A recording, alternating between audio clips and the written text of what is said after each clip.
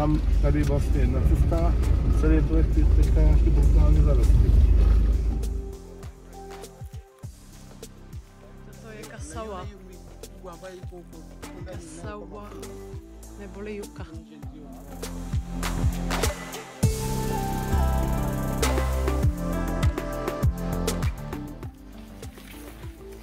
Tak teď jsme na vládní farmě kešu, kde se dělají řízky v podstatě z těch stromů, které tady jsou.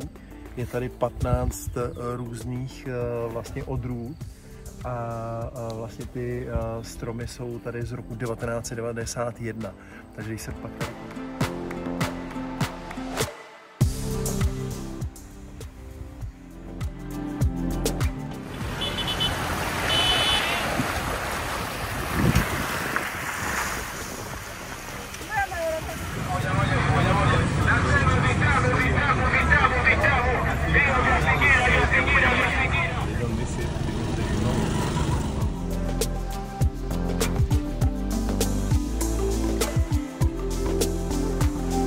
Tady už se vakuujou, jsou ještě horký a tady jsou naturál v premium kvalitě.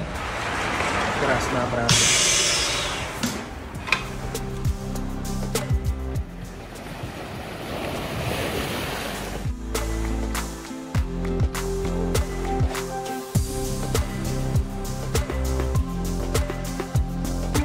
Tak takhle vypadá trh.